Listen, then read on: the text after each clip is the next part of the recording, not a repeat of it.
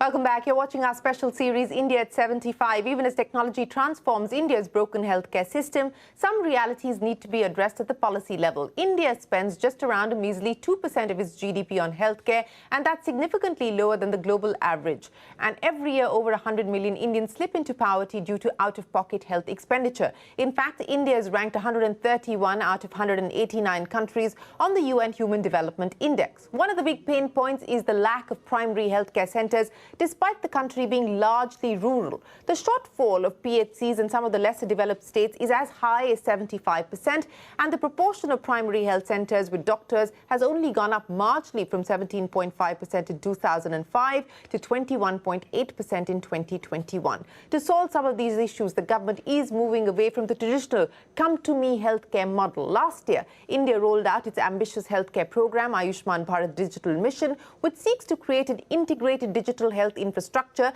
that connects patients with doctors, hospitals and pharmacies digitally. As of July, nearly 23 crore Ayushman Bharat health accounts have been created. However, Professor Srinath Reddy, President of the Public Health Foundation of India, member of the Task Force for COVID-19 and a former cardiologist, believes that without adequate investment in primary healthcare, digital technologies will only provide a chariot without wheels. Well, joining me now to take this conversation forward is Professor Srinath Reddy, President of the Public Health Foundation of India. Dr. Reddy, always a pleasure. Thanks very much for joining us. You know, just before the break, we were talking to Chris Gopalakrishnan about leveraging the power of technology to try and address India's global broken healthcare system and perhaps even come up with exportable models. But let's address the stark reality that we continue to be faced with, and that is the state of primary healthcare in the country. That is the fact that despite demands being made every year around the budget, healthcare spending continues to be largely out of pocket, and that bears the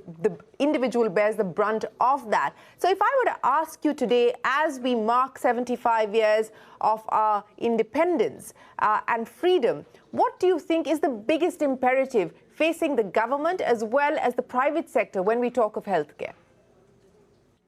We do need to strengthen our health service at all levels. But the foundational base of a well-functioning, efficient, equitable, and empathetic health system is primary health care, both rural and urban primary health care. We have notionally invested in rural primary health care right from independence, and to some extent it has delivered.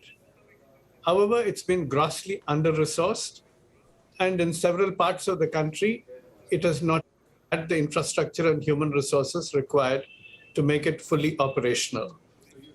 Urban primary healthcare was largely neglected in the naive belief there'll be enough number of doctors in urban areas to take care of medical problems. But we now recognize that we do require urban primary healthcare to be strengthened from point of view of health promotion, disease prevention, continuity of care, early detection of many conditions, including non-communicable diseases like high blood pressure and diabetes. And in order to prevent a deluge of people who can and should be treated in primary care from unnecessarily utilizing the resources of secondary and tertiary care, which is extremely expensive, both to the patient as well as to the system. So we do need to invest a lot more in primary health care, but that has to be comprehensive, provide continuity of care, provide both chronic and acute care as per need, but also be connected care, connected at each level of care and connected between the levels of care, using digital technologies and referral systems as required. But we do require primary health care to be the fulcrum around which the health system will have to really revolve.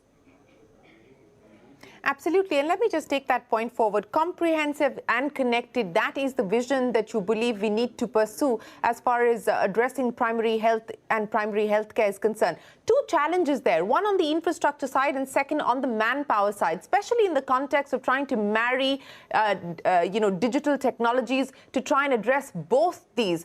What have you in your experience seen so far, and more importantly, what can be built on to address the infrastructure challenge and the manpower challenge? Well, we do require investment in infrastructure. We know that there are many states in which health and wellness centers have really not been established, and primary healthcare centers and community health centers too are really not functioning very well and certainly not capable in terms of their infrastructure and equipment.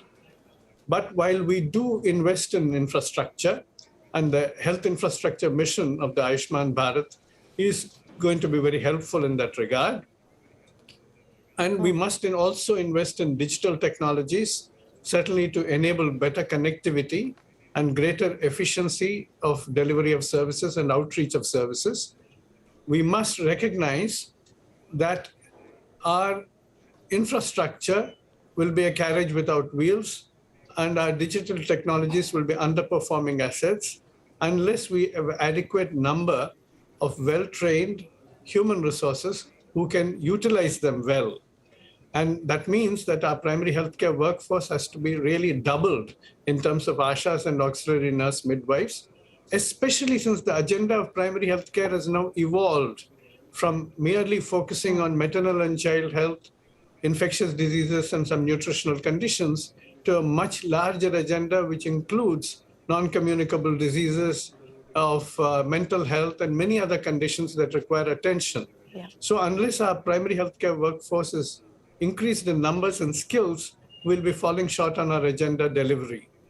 Now, that of course needs to be also strengthened at secondary and tertiary care levels, and their investment in district hospitals becomes absolutely pivotal, both in terms of better service delivery closer to home, along with primary care, but also because district hospitals which are upgraded can become very effective training centers for new medical colleges, new nursing colleges, allied health professionals, and thereby redress the severe shortages that we have of our health workforce.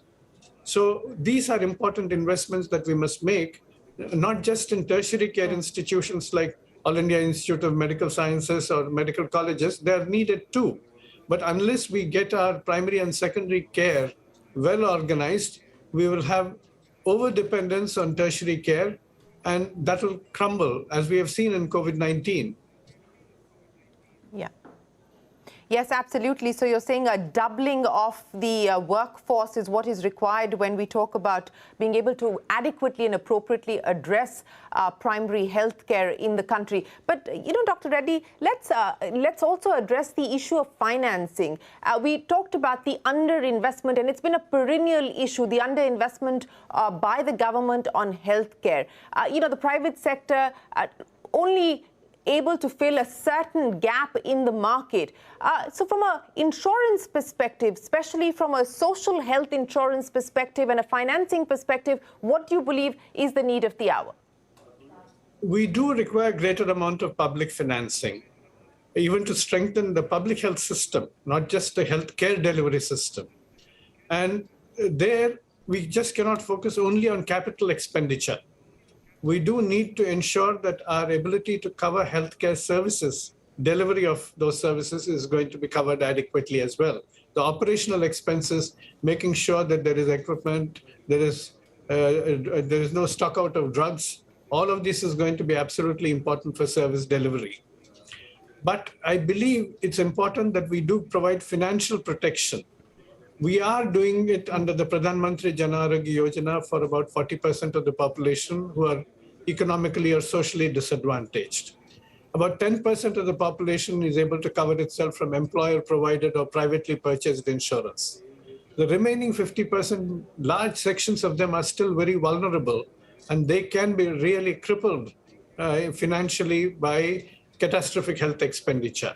So we do need to extend the umbrella of financial protection, perhaps in stages, perhaps initially expanding the facility of the Pradhan Mantri Jan Arogya Yojana through income-graded premiums to cover even larger sections of that missing middle. And unless we do that, healthcare will become increasingly unaffordable. But at the same time, we need to build up public sector capacity to deliver healthcare and bring in the private sector as per need and opportunity through a well coordinated as well as monitored program in which they can actually act as reliable partners with clearly defined deliverables and accountability mechanisms. India has a public sector which needs to be more responsive. It has a private sector which needs to be more responsible, and a voluntary sector which needs to be more resourceful. Once we combine all three of these elements, then we ought to be able to build a health system on which we can rely.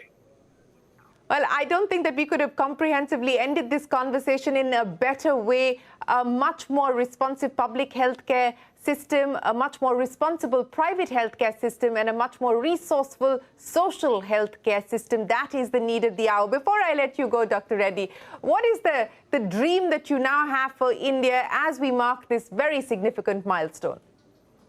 I believe that India must progress all across the country.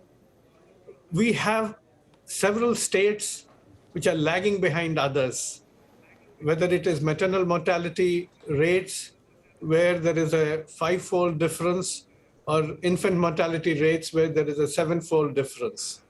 While we must celebrate our success overall as a country, we must bridge the gaps that exist between the various states, because the weaker states will certainly pull down, both in terms of economy as well as in terms of overall social development.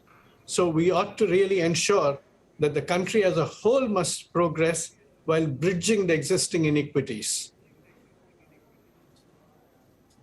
And we hope that we continue to bridge those inequities across different sectors. Dr. Reddy, always a pleasure. Appreciate you joining us here on the special edition of India at 75. Always a pleasure. Appreciate your time. With that, it is time for us to wrap up this special conversation as we mark this very significant milestone. From all of us here on the team, goodbye. Thanks for watching.